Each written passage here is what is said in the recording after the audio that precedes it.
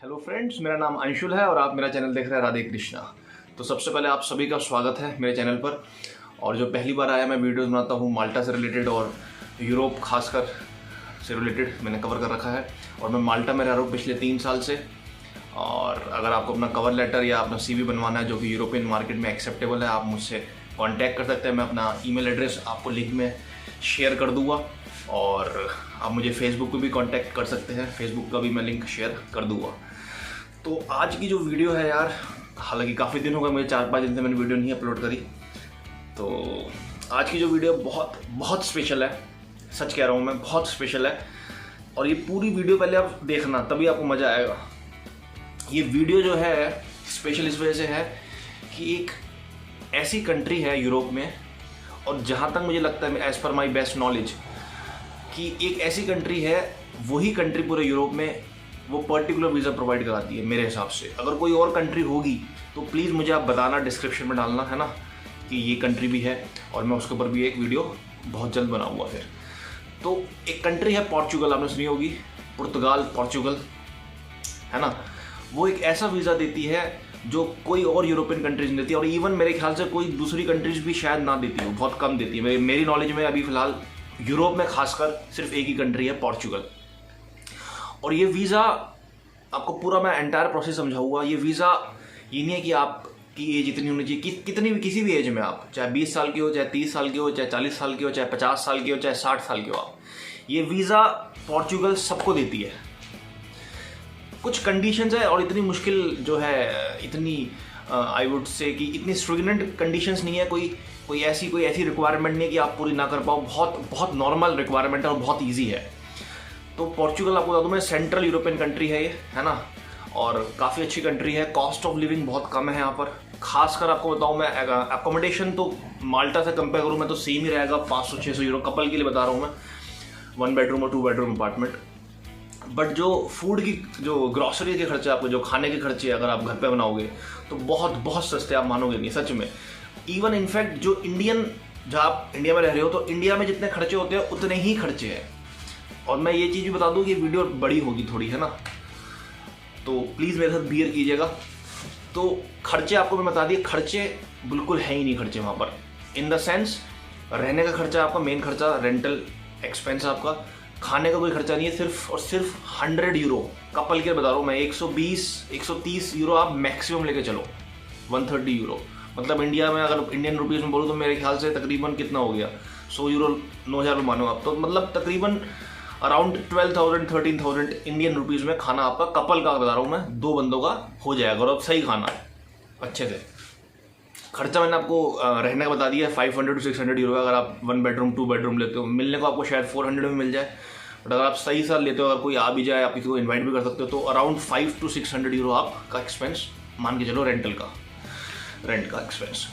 तो ये वीज़ा जो है कैटेगरी मैंने आपको बता दी, खर्चा बता दिया मैंने वहाँ पे कंट्री का, ठीक है। और अब जो ये वीज़ा बताना चाह रहा हूँ मैं आपको, ये वीज़ा है D7 वीज़ा। हाँ जी, D7 वीज़ा। इस वीज़ा में बेसिकली है क्या कि ये सब जितने भी नेशनलिटीज़ है, आप कोई सी भी कंट्री से हो, डजेंट मैटर, बट आपको कुछ कंडीशंस वो सेटिस्फाई करनी पड़ेगी। आपको मैं सबसे पहली मेन कंडीशन बता दूं कि क्या कंडीशन। सबसे पहली कि आपके पास जो है पैसिव इनकम होनी चाहिए कोई, और एक्टिव भी हो सकती है, बट मैं श्योर नहीं हूँ अगर एक्टिव इनकम भी हो। आपको अगर किसी को डिफरेंस नहीं पता एक्टिव इनकम और पैसिव इनकम का, तो एक्टिव इनकम वो जो आप कुछ करते हो मेहनत से, अपने दिमाग यूज़ करते हो, कुछ करते हो, अपनी मेहनत से कमा रहे हो आप, एक्टिव इनकम हो गई। पैसिव इनकम कि आपको कुछ नहीं करना, समझ रहे हो बात को मेरी, आराम से पैसा आपका बन रहा है, ठीक है ना। तो पैसिव इनकम का मैं आपको एग्जांपल दे दूँ, आपकी पेंशन, आपको कुछ नहीं करना, आपने जो करनी थी मेहनत पूरे साल पूरी ज़िंदगी कर ली, अब आपको पेंशन मिलेगी, वो आपकी पैसिव इनकम में कैटेगराइज होगी।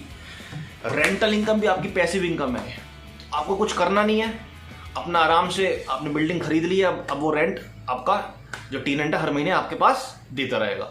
तो रेंटल इनकम भी पैसिव इनकम में आती है। एक्टिव इनकम आपकी सैलरी इनकम हो गई, या आपने कुछ काम किया, उस काम के बदले जो है आपको कुछ इनकम हुई रही है, तो वो भी आपकी एक एक्टिव इनकम में आएगी। या फ्रीलांसर हो, है ना, फ्रीलांस जॉब करते हो, तो वो भी आपकी एक्टिव इनकम है। आप कुछ मेहनत करते हो, दिमाग यूज़ करते हो, है ना, फिजिकली कुछ मेहनत करते हो, और उसके बदले में आपको पैसे मिलते हैं, तो वो आपकी एक्टिव इनकम हो जाएगी। ठीक है, तो आपको मैंने समझा दिया एक्टिव और पैसिव इनकम का भी डिफरेंस क्या है। तो अब जो ये गवर्नमेंट पोर्चुगल की कहती है आपके पास इनकम होनी चाहिए 7,200 यूरो, 7,200, तो ये बनते हैं 600 यूरो पर मंथ। आपकी पेंशन इनकम हो या आपकी कोई रेगुलर एक स्टेबल इनकम हो और प्रूफ हो साथ में, है ना, तो ये रिक्वायरमेंट है। मेन रिक्वायरमेंट मैंने आपको बता दी कि ये मेन रिक्वायरमेंट है। तो 600 यूरो अगर मैं बोलूँ इंडियन रुपीज में तो 55,000 52,000 रुपये करीब होते हैं, और ये कोई बहुत बड़ी इनकम नहीं है, बहुत बड़ी, है ना, कोई ऐसी बहुत बड़ी रिक्वायरमेंट नहीं है, इतना नॉर्मली बंदा कमा लेता है। और इवन मैं आपको सजेस्ट करूँगा कि अगर आप रिटायर्ड हो गए हो और आपकी इतनी इनकम आ रही है, लेट सपोज आपकी पेंशन इनकम 30,000 रुपये है, 30,000 रुपये आपकी पेंशन इनकम आ रही है, आपके पास बिल्डिंग है इंडिया में, और बिल्डिंग जो आपने किराए पे चला रखी है, और वो आपकी वहाँ से 30,000 वहाँ से आ रहे हैं, तो आपका टोटल मिला के आपकी इनकम जो स्टेबल इनकम है हर महीने 50 से 60,000 के बीच में आ रही है। तो आप ये वीज़ा अप्लाई कर सकते हो और पोर्चुगल में रिटायरमेंट ले सकते हो। और ये मैं ये नहीं कह रहा कि आप अगर आप रिटायर्ड हो गए, आपकी एज 60 है, तो ही आप आना यहाँ पर। अगर आप 20 साल के भी हो, 30 साल के भी हो ना, और अगर आप कमा रहे हो फ्रीलांसिंग जॉब में 60,000 रुपये, मतलब 50,000 से ऊपर, 52,000 53,000 रुपये कमा रहे हो आप, और आपके पास प्रूफ है कि रेगुलर इनकम मेरी हर महीने इतनी आ रही है, ये मेरे क्लाइंट्स हैं और मुझे पोर्चुगल में जाना है, तो आप पोर्चुगल में जा सकते हो। और ये वीज़ा D7 वीज़ा आप अप्लाई कर सकते हो बिना झिझक के। ठीक है ना, बहुत बढ़िया गोल्डन अपॉर्चुनिटी है। मैं सच में जब मैंने ये जाना, जब मैंने थोड़ी रिसर्च करी, तो मुझे बहुत बढ़िया लगी। मतलब जो ये वीज़ा है कैटेगरी बहुत ही कम कंट्रीज मेरे ख्याल से देती है। मेरे ख्याल से यूरोप में सिर्फ पोर्चुगल ही है जो ये दे रही है D7 वीज़ा। कोई और है, अगर मैं गलत हूँ तो मुझे बताना डिस्क्रिप्शन में, और फिर मैं उसके बारे में भी रिसर्च करूँगा। तो मैंने आपको मेन जो है कंडीशन बता दी, 55,000 52,000 रुपये आप कमा रहे हो, स्टेबल इनकम है। अब वो कैसे कमा रहे हो, पेंशन से आ रही है आपकी इनकम, रिटायर्ड हो चुके हो आप, है ना, या फिर आपके रेंटल इनकम आ रही है इतनी, या फिर आपकी एक स्टेबल इनकम है कोई सी भी, तो आप D7 वीज़ा अप्लाई कर सकते हो। तो इनिशियली जो आपको D7 वीज़ा मिलेगा, ध्यान से सुनिएगा, जब आप सबमिट कर देंगे एप्लीकेशन D7 की, तो उसके विदिन 60 डेज, 60 दिन तक उनको रिस्पॉन्स देना पड़ेगा, डिसीजन देना पड़ेगा पोर्चुगल जो एम्बेसी है, ठीक है, आपकी कंट्री में। तो इंडिया में है पोर्चुगल एम्बेसी दिल्ली में, तो काफ़ी जगह कंट्रीज में, सॉरी काफ़ी सिटीज़ में भी होगी, 4-5 जो अपनी मेट्रोपॉलिटन सिटीज़ है। तो आप जब आप सबमिट कर देंगे उसके 60 दिन तक आप वेट कीजिए, डिसीजन आ जाएगा, D7 वीज़ा मिल जाएगा आपको। तो इनिशियली आप 4 मंथ्स रह सकते हैं, 4 महीने रह सकते हैं, और वो D7 वीज़ा एक्चुअली में एक रेजिडेंस परमिट है। आप आराम से, मतलब इन द सेंस आप लीगली रह सकते हैं ना वहाँ पर रहने का। उसके बाद 4 महीने बाद आप कन्वर्ट कर सकते हो उसे रेजिडेंस में। समझ रहे अपनी बात को आप? 4 महीने रह लिए, 4 महीने का क्यों दिया टाइम पीरियड, कि आपको कंट्री हमारी अच्छी लगी, नहीं लगी तो चले जाओ, अच्छी लगी आप, है ना, यूज टू हो रहे हो, आपको सही लगा वहाँ का एनवायरनमेंट, वहाँ के पीपल, वहाँ के लोग बाग आसपास के, है ना, तो आप उस 4 महीने के बाद, 4 महीने एक सफिशिएंट पीरियड होता है कि आप जान सकते हो कंट्री के बारे में, लोग बाग के बारे में, कल्चर कैसा है, आपको पसंद है नहीं है, आप अडेप्ट हो सकते हो उस कल्चर में, नहीं हो सकते। तो वो मेरे हिसाब से इसलिए 4 महीने दिए। और 4 महीने बाद आपको पसंद आ गया तो वो 4 महीने बाद आप उसको कन्वर्ट कर सकते हो रेजिडेंस कार्ड में, रेजिडेंस परमिट में, और वो 1 साल का होगा। ध्यान से सुनिएगा, वो 1 साल का होगा। और जब वो 1 साल बीत जाएगा उसके बाद फिर आप रिन्यू करा सकते हो 1 साल बाद, 1 साल के लिए और हो जाएगा, तो 2 साल हो गए।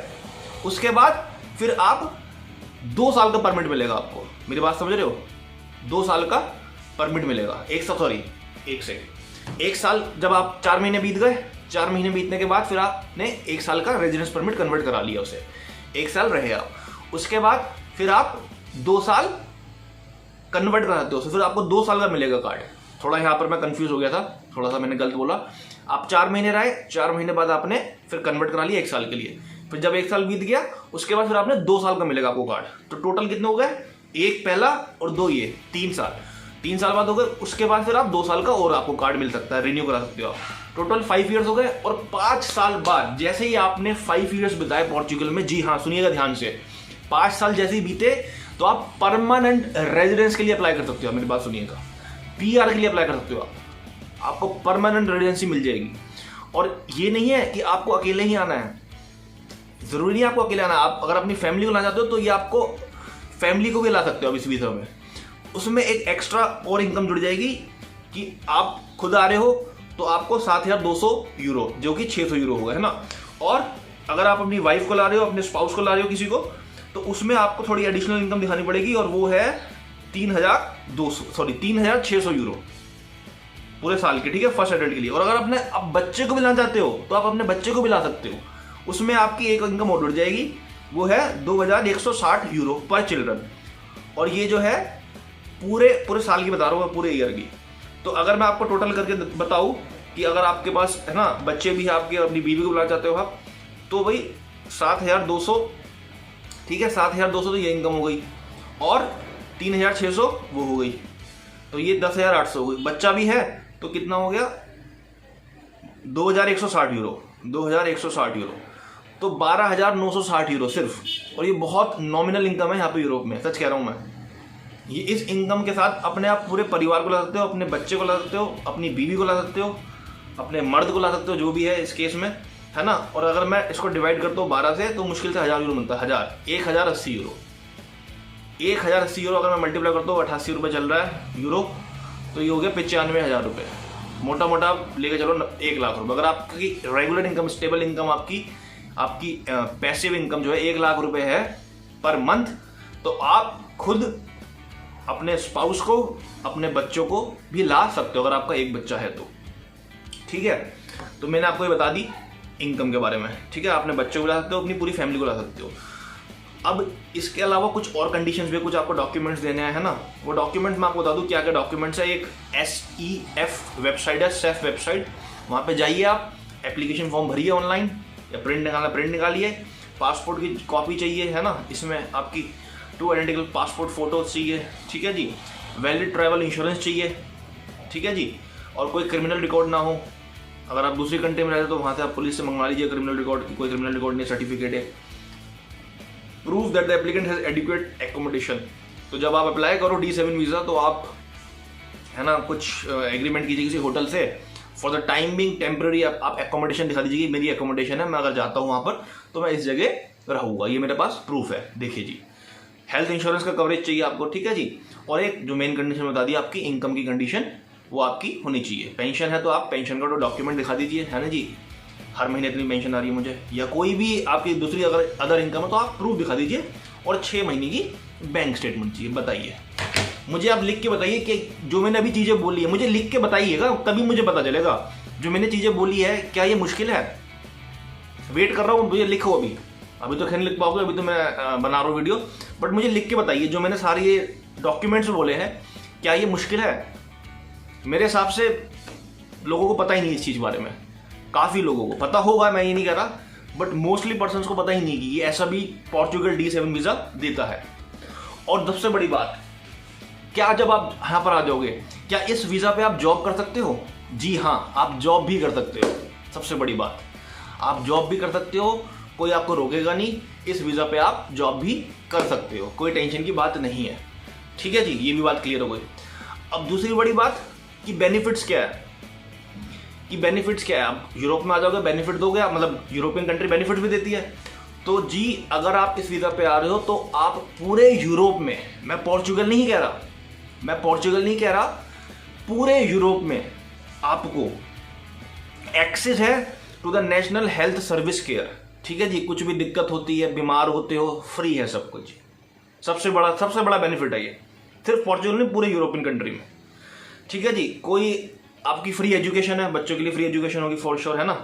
तो फ्री एजुकेशन है वहाँ पे बच्चों के लिए, आपके लिए, ठीक है। Exercise of any work activity as an independent professional, आप अपना तरीके से, आप प्रोफेशनल तरीके से अपना कोई काम भी कर सकते हो, इंडिपेंडेंटली जॉब भी कर सकते हो, मतलब कहने का मतलब ये है, ठीक है जी। Access to Portuguese vocational schooling, initial and further professional training and retraining, तो फ्री में आपको स्कूलिंग मिलेगी, सब कुछ फ्री मिलेगा आपके बच्चों को, है ना।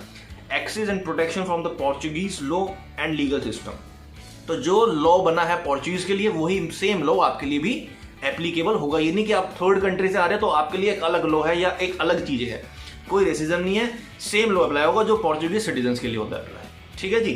तो ये सारे आपको मैंने बेनिफिट्स भी बता दिए, ठीक है जी। फैमिली भी बुला सकते हो आप अपनी, कोई टेंशन की बात नहीं है।